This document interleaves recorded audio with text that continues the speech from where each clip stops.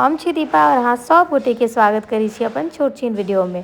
तो पालक बेचे वाला आयल छले तो ओकरा से पालक कीन कर और बीछ कर अपन भनसाघर में जाय छलहुँ हैं। तो सबसे पहले हम जे छै से दालि चढ़ा देलिए। अहाँ सब कहबे कि पालक के गप करैत करैत दालि पर किया चढ़ेले, कहै छी कनी इंतजार करू। दालि में जे छै से खेरी के और राहड़ के दालि जे छै से मिला कर रखने छी, जेमे राहड़ के मात्रा कम छै और खेरी के बेसी। तकरा सरसों तेल में हींग और जीर के फोरन द क फोरन चुटपुटेला के बाद में दालि के हल्का सा भूज लेलहुँ हैं। ओहिमे टमाटर, भिंडी और गाजर ध क देलिए और एकर बाद में दालि में नून हरे द क सीटी लगा लेबै। तेजपत्ता मोन हुए तो दियो स्वाद लेल, नहीं तो कोनो बात नहीं। इम्हर दालि जाबे तक सीटी लागे छै तो चलू अब पालक के तैयारी करै छी, की बनाबऽ जा रहल छी।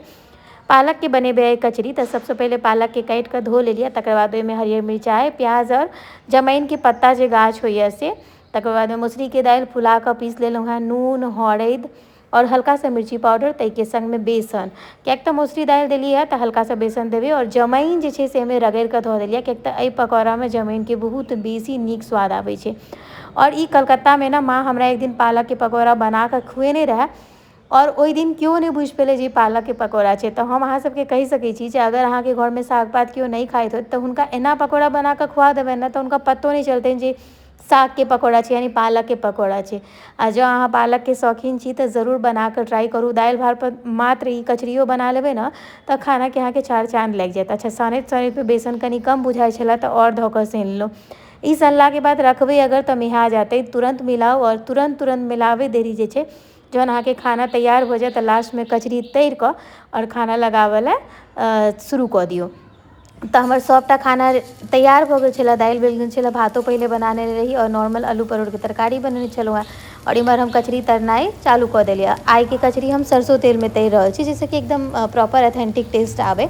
ओना तो हम फॉर्च्यून के जे सादा तेल होइए ओहिमे तरुआ या कचरी सब बनाबै छियै। तो देखियो सबटा बेरा बारी से सबटा कचरी के तैर लेबै। ई कचरी खाय में एतेक स्वादिष्ट होइ छै ने जे बहुत ही नीक लागे छै और पते नहीं चलै छै जे कथी के कचरी छै। संग में जे छै ना, अहाँ किनको बना कऽ खुएबै ना तो ओ सोच में पड़ि जेथिन, पता नहीं चलतनि। और पालक साग पात पौष्टिक होइ छै, एहिमे आयरन होइ छै तो जरूर खेबाक चाही। ताहि दुआरे हम एना बनेलिए। और अंश के भी पालक के पकौड़ा बहुत नीक लागे छै। तो देखियो सबटा पकौड़ा के धीमी आँच पर पका कऽ लाल लाल कऽ लेबै। आ संग में मसूरी दालि के कमाल जे होइ छै ने से अहाँ सबके हम एखन देखायब की फायदा छै मसूरी दालि किया देलिए से।